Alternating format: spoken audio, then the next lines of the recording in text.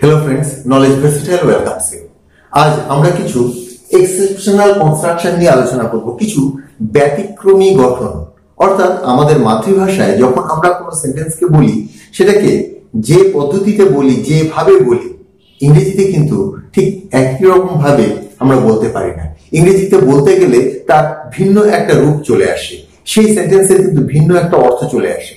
আমাদের মনে রাখতে হবে সেভাবেই কিন্তু আমাদের বলতে হয়। এবং আজ আমরা কিছু কনস্ট্রাকশন বেছে নিয়েছি। এই কনস্ট্রাকশন গুলোকে খুব ভালো করে লক্ষ্য রাখো, যে এগুলোকে যখন তোমরা ইংরেজিতে বলার চেষ্টা করবে, ইংরেজিতে লেখার চেষ্টা করবে, বা কোথাও যদি এগুলো এইভাবে ইংরেজিতে লেখা থাকে, তার অর্থ কি আসতে পারে তোমরা বুঝতে পারবে। প্রথমে রয়েছে, দেখো, তার পা ভেঙে গেছে। তার পা ভেঙে গেছে, এখানটায় কোনো উদ্দেশ্য নেই। অর্থাৎ সে নিজেই যে তার পাটাকে ভেঙেছে এমন ব্যাপার নয়, কেউ তার পা ভেঙে দিয়েছে এমনও নয়। ঘটনাক্রমে, অ্যাক্সিডেন্টালি তার পা ভেঙে গেছে। তো এমন যখন আমরা বাক্যটা পাই, তার পা ভেঙে গেছে, তো এটাকে ইংরেজিতে করতে গেলে কিন্তু আমরা তেমন কোনো ইংরেজি পাই না। তো সেক্ষেত্রে আমাদের বলতে হবে সে তার পা ভেঙেছে ইচ্ছাকৃতভাবে। ইচ্ছাকৃতভাবে এটা আমি জুড়ে দিলাম, মানে ইংরেজিতে যখন লিখবো তখন আমাদের বলতে হবে সে তার পা ভেঙেছে। কিন্তু তুমি বলবে সে তো নিজে তো আর ভাঙেনি, তার পাটা ভেঙে গেছে, ঘটনাক্রমে ভেঙে গেছে। কিন্তু ইংরেজিতে বলতে গেলে কিন্তু আমাদের সেই দ্বিতীয় পদ্ধতিটাই নিতে হবে, সে তার পা ভেঙেছে।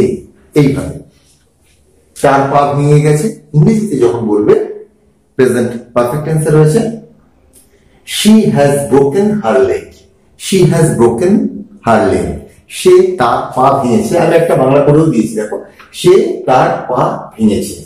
তো আমাদের বাংলা একরকম, ইংরেজি আর একরকম। এটা কিন্তু আমাদের মনে রাখতে হবে যে এই ইংরেজিটাকেই আমাদের অনুসরণ করতে হবে বা ফলো করতে হবে।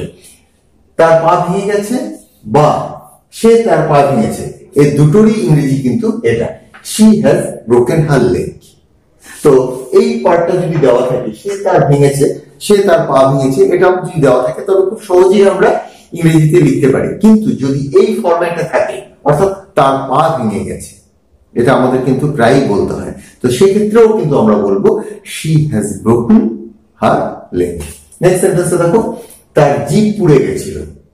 পাস্ট ইনডেফিনিট টেন্সে দিয়েছি, তো টেন্স বোঝার জন্য এখানে ঠিক বাংলাতেও ঠিক সেভাবেই দিয়েছি। তার জিভ পুড়ে গিয়েছিল। এবার কোনো কিছু খেতে গিয়ে জিভ পুড়ে গিয়েছিল, তো এখানে বলতে হবে সে তার জিভ পুড়িয়েছিল। এমন জিভ দাঁড়াচ্ছে যে সে যেন ইচ্ছে করে, ইচ্ছাকৃত ভাবে সে এটাকে পুড়িয়েছে, তার জিভটাকে পুড়িয়েছে। she burned her tongue. she burned her tongue. সে তার জিভ পুড়ে গেছিল বা সে তার জিভ পুড়িয়েছিল, দুটোরই ইংরেজি দাঁড়াচ্ছে she burned her tongue। কিন্তু আমাদের যেটা মনে রাখতে হবে, তার জিভ পুড়ে গেছিল, ঘটনাক্রমে তার জিভ পুড়ে গেছিল। এই ঘটনাক্রমে যে সেন্টেন্স গুলো রয়েছে, ঘটনাক্রমে যে ঘটনাগুলো ঘটে যাচ্ছে, সেগুলোর ক্ষেত্রে আমরা এমন সেন্টেন্স তৈরি করছি, এমন সেন্টেন্স পাচ্ছি যেন কেউ ইচ্ছাকৃত ভাবে সেগুলোকে করেছে। আমার চাকরি চলে গেছে। আমার চাকরি চলে গেছে, আমি নিজের চাকরি ছেড়ে দিয়েছি না কেউ ছাড়িয়ে দিয়েছে, তেমন কোনো ব্যাপার নয়। ঘটনাক্রমে আমার চাকরি চলে গেছে। I have lost my job. I have lost my job. আমি আমার চাকরি হারিয়েছি। এর মানে যেটা, I have lost my job, আমি আমার চাকরি হারিয়েছি। কিন্তু আমার চাকরি চলে গেছে, এর জন্য তোমাদের এটাই বলতে হবে। তার পা মচকে গেছে, তার পা ভেঙে গেছে যেমন ছিল, এটাও ঠিক একই রকম। তার পা মচকে গেছে, একই রকম ভাবে বলবে, শুধু মচকে যাওয়া ইংরেজি যেটা স্প্রেইন, সেটা আমাদের বলতে হবে। he has sprained his leg. he has sprained his leg. সে তার পাকে মুচকে দিয়েছে, এমন এক সেন্স আসছে। এবং সেই সেন্স ক্লিয়ার করতেও তোমাদের এই সেন্টেন্সটাই লিখতে হবে। কিন্তু এখন আমরা যেটা পাচ্ছি, তার পা মুচকে গেছে, he has sprained his leg। Next সেন্টেন্সটা দেখো, আমার মাথা ফেটে গেছে। সবসময় বলি আমরা এই ধরনের সেন্টেন্স, তার মাথা ফেটে গেছে, আমার মাথা ফেটে গেছে, হ্যাঁ, আমার এখানে আঘাত লেগেছে। যাই হোক, আমার মাথা ফেটে গেছে, প্রেজেন্ট পারফেক্ট টেন্সে রয়েছে। I have fractured. I have fractured my head. আমি আমার মাথাকে ফ্র্যাকচার করে ফেলেছি, ভেঙে ফেলেছি।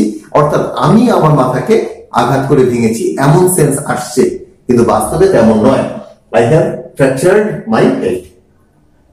তো সেন্স দুটো আসছে, কিন্তু তোমাদের ইংরেজি একটাই।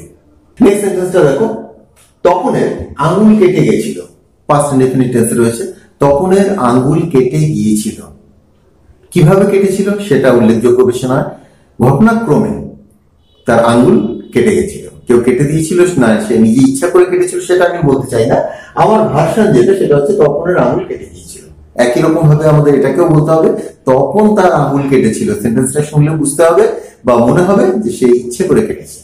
তপন কাট হিজ ফিঙ্গার, পাস্ট ইনডেফিনিট টেন্সে রয়েছে, তপন কাট হিজ ফিঙ্গার। নেক্সট সেন্টেন্সটা দেখো, আমি আঘাত পেয়েছি, আমি ব্যথা পেয়েছি। আঘাত বা ব্যথা, আমি আঘাত পেয়েছি বা আমি ব্যথা পেয়েছি। কিভাবে বলবে এটা? আমি নিজেকে আঘাত করেছি, এইভাবে বলতে হবে। I have heart myself, I have heart myself, I have injured myself. যদি সামান্য ব্যথা হয় হার্ট, যদি একটু বেশি হয় তবে injured. I have injured myself. তো আজ আমরা বেশ কিছু এক্সেপশনাল কনস্ট্রাকশন, ব্যতিক্রমী গঠন দেখতে পেলাম। এক্ষেত্রে বাংলায় যেটা রয়েছে, ইংরেজিতে যখন সেটাকে আনছি তখন কিন্তু একটা ভিন্ন রূপ আসছে এবং তারও আরো একটা ভিন্ন বাংলা আমরা পেয়ে যাই।